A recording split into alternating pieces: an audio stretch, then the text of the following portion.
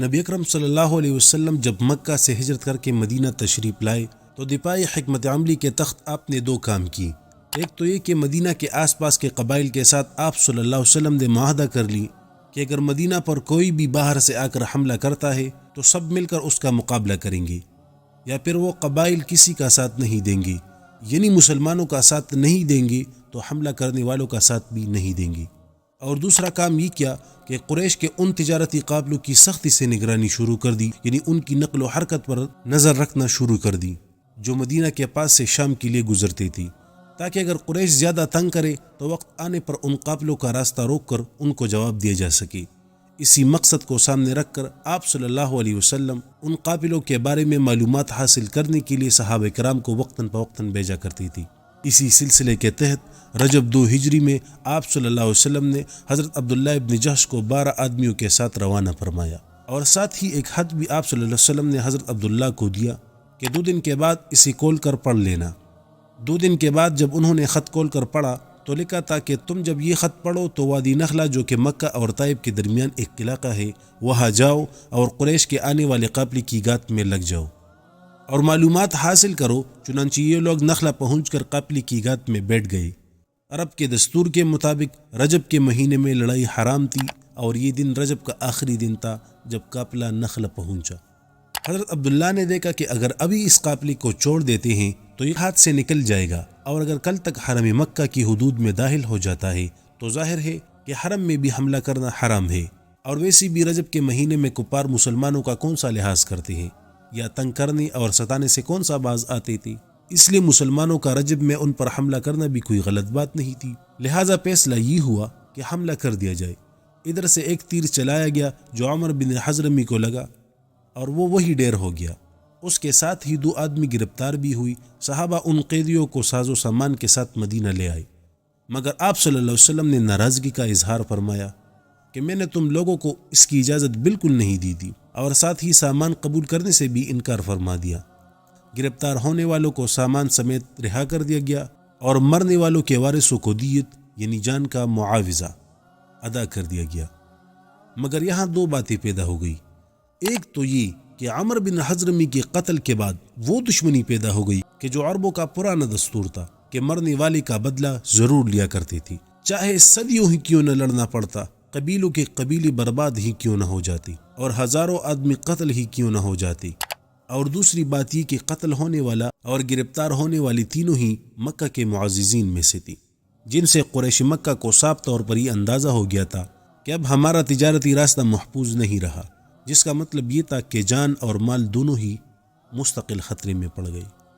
اب انہیں چاہیے تو یہ تھا کہ صلح صفائی کا راستہ نکالتے، مگر چونکہ جاہل تھی اس لیے انہوں نے دوسرا راستہ نکالا یعنی جنگ کا۔ اور ویسی بھی ہجرت کے بعد سے ہی قریش کو اس بات کا غم تھا کہ محمد ہمارے ہاتھوں سے کیسے نکل گئی۔ یہی وجہ تھی کہ وہ ہجرت کے بعد سے ہی مدینہ پر حملہ کی تیاری کر رہے تھے اور مدینہ کے آس پاس کی بستیوں کو بھی لوٹ لیا کرتے تھے، بلکہ ایک مرتبہ تو انہوں نے مدینہ کی حدود میں آ کر بھی لوٹ مار کی۔ جب اس طرح کی دشمنی والی فضا بن جائے تو پھر بہت ساری غلط فہمیاں اور افواہیں بھی پھیل جاتی ہے۔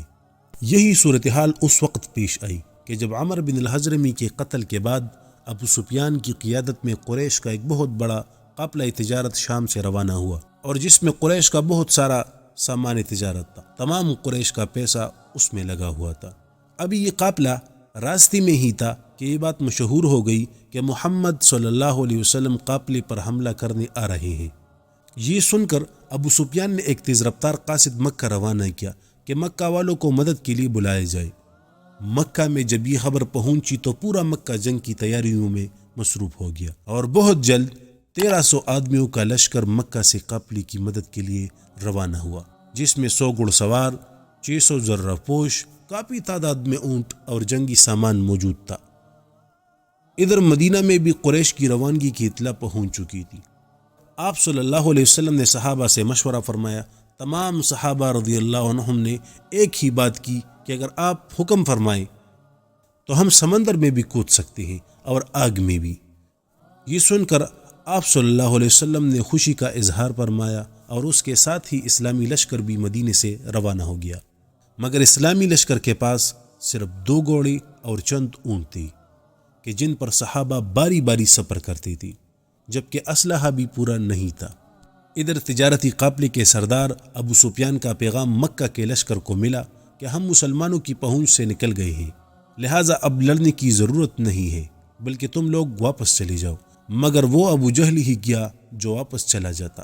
وہ اڑ گیا کہ اب آ گئے ہیں تو واپس نہیں جانا چاہیے۔ اس بات پر قریش میں اختلاف پیدا ہو گیا اور قبیلہ زہرہ اور عدی کے لوگ واپس چلی گئے کہ جب قافلہ بچ کے نکل گیا ہے تو لڑنے کا کیا فائدہ۔ 300 آدمیوں کے واپس چلے جانے کے بعد قریش کا 1000 کا لشکر بچ گیا۔ ان 1000 میں سے بھی کچھ لوگ ایسی تھی کہ جو لڑنے کے لیے تیار نہیں تھی کہ جب قافلہ صحیح سلامت نکل گیا تو اب لڑنے کا کیا مقصد۔ مگر ابو جہل نے انہیں بزدلی کے تانے دینے شروع کر دی، جبکہ عربوں میں بزدلی ایک بہت بڑا عیب تھا، اور بزدلی کا تانا اتنا برا تانا تھا کہ یہ سننے سے مر جانا زیادہ بہتر سمجھا جاتا تھا۔ یہی وجہ تھی کہ جو نہیں لڑنا چاہتی تھی وہ بھی لڑنے کو تیار ہو گئی۔ قریش چونکہ بدر کے مقام پر پہلے سے پہنچ چکی تھی، یہی وجہ تھی کہ انہوں نے مناسب جگہ پر پہلے سے قبضہ جما لیا۔ دوسری جانب جہاں اسلامی لشکر نے پڑاؤ ڈالا تھا وہاں اتنی ریت تھی کہ اونٹوں کے پاؤں دنس رہے تھے۔ حضرت حباب بن منظر رضی اللہ عنہ ایک جرنیل صحابی تھی۔ انہوں نے آپ سے پوچھا کہ یہاں ٹھہرنا وہی کی وجہ سے ہے یا جنگی حکمت عملی کی وجہ سے؟ آپ نے فرمایا وہی کی وجہ سے نہیں ہے۔ حضرت حباب رضی اللہ عنہ نے فرمایا کہ یہ جگہ مناسب نہیں، ذرا آگے چل کر قریش کے قریب ترین پانی کے چشمے پر قبضہ کر دیا جائے اور باقی چشمے بیکار کر دیا جائے تاکہ ہمیں پانی ملتا رہے اور انہیں نہ مل سکے۔ یہ ایک جنگی حکمت عملی تھی جس کو آپ صلی اللہ علیہ وسلم نے پسند فرمایا اور آگے بڑھ کر چشمے پر قبضہ کر لیا۔ مگر آپ صلی اللہ علیہ وسلم چونکہ رحمت عالم تھی، اس لیے اگر کفار بھی کوئی پانی کے لیے آتا تو منع نہیں فرماتی تھی۔ چونکہ مسلمان بے سر و سامانی کی حالت میں یہ امتحان دینے نکلے تھی کہ جس پر اللہ کی مدد اور فتح کا وعدہ تھا، لہٰذا یہ کیسے ہو سکتا تھا کہ یہ وعدہ پورا نہ ہوتا۔ بس پھر اسی رات اللہ کی طرف سے احسانات اور انعامات کی بارش شروع ہو گئی اور اللہ کی طرف سے 5 انعامات عطا فرمائے گئے۔ پہلا انعام اللہ کی طرف سے اسی رات رحمت یعنی بارش کی شکل میں نازل ہوئی، جس سے پہلا فائدہ تو یہ ہوا کہ جس ریت میں اونٹوں کے پاؤں دس رہے تھے وہ جم گئی اور اس پر قدم ٹکنے اور ٹہرنے لگی۔ جبکہ دوسرا فائدہ یہ ہوا کہ چونکہ مسلمان بدر کے اونچے حصے پر تھے، کفار کی طرف زمین نیچی تھی، اسی لیے مسلمانوں نے ریت کی دیواروں کے حوض بنا کر پانی روک لیا تاکہ اسے وضو، غسل اور پینے کے لیے استعمال کیا جا سکے۔ جبکہ کفار کو اس کا نقصان یہ ہوا کہ باقی سارا پانی ان کی طرف بہہ کر وہاں جمع ہو گیا اور اچھی خاصی دلدل بن گئی، جس کی وجہ سے وہاں چلنا پھرنا مشکل ہو گیا۔ دوسرا انعام، مسلمانوں کے جسموں کے ساتھ ساتھ ان کے دلوں کو بھی اللہ نے شیطان کے وسوسوں سے پاک کر دیا اور انہیں ایک خاص سکون اور تازگی اور بے خوفی عطا فرما دی۔ تیسرا انعام، اس رات اللہ نے مسلمانوں کو چیند کی نیند سلا دیا، جس کی وجہ سے وہ جنگ کی صبح تر و تازہ ہو چکی تھی، جبکہ قریش نے ساری رات بے چینی میں گزاری۔ چوتھا انعام، کافروں کے دلوں میں اللہ رب العزت نے مسلمانوں کا رعب ڈال دیا۔ پانچواں انعام، جنگ کے دوران جب اللہ کے نبی اللہ سے مسلمانوں کی مدد کی دعا فرما رہے تھے اور کہہ رہے تھے کہ اے اللہ، آج اگر تو نے مسلمانوں کی مدد نہ کی اور یہ مارے گئی تو پھر قیامت تک تیری عبادت کرنے والا کوئی نہیں ہوگا۔ اے اللہ، اپنی مدد کے وعدے کو پورا فرما۔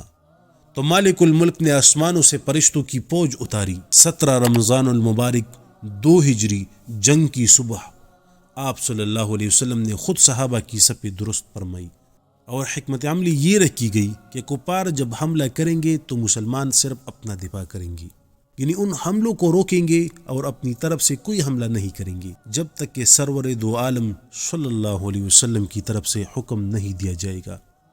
چنانچہ ایسا ہی کیا گیا، اور جب کفار حملے کر کر کے تک گئے تو حکم ہوا کہ اب مسلمان حملہ شروع کرے۔ چنانچہ جب مسلمانوں نے حملہ کیا تو سب کو چیر کر رکھ دیا اور لاشوں کے انبار لگا دی۔ ساری جنگی واقعات کو چھوڑ کر ہم جنگ کے انجام کی طرف آتے ہیں کہ جس سے اندازہ ہوگا کہ اس وقت جب کہ اللہ کی مدد اتر چکی تھی، اس وقت اللہ کے دشمنوں کا کیا حشر ہوا۔ اس جنگ میں 14 صحابہ کرام نے شہادت نوش فرمائی، جبکہ قریش اپنی 70 لاشیں چھوڑ کر بھاگ کھڑی ہوئی، اور ان کے اول درجے کے سارے سرداروں کی بھی صفائی ہو گئی تھی، جن میں ابو جہل، عتبہ بن ربیعہ، شیبہ بن ربیعہ، ابو البختری، زمعہ بن الاسود، عاص بن ہشام اور امیہ بن خلف شامل تھے، جبکہ 70 ہی گرفتار ہوئی، جن میں دوسرے درجے کے سارے سردار شامل تھے۔ یہ تھا اسلام کی پہلی جنگ، جنگ بدر کا واقعہ، کہ جس میں اللہ نے اپنی احسانات کی بارش کر دی۔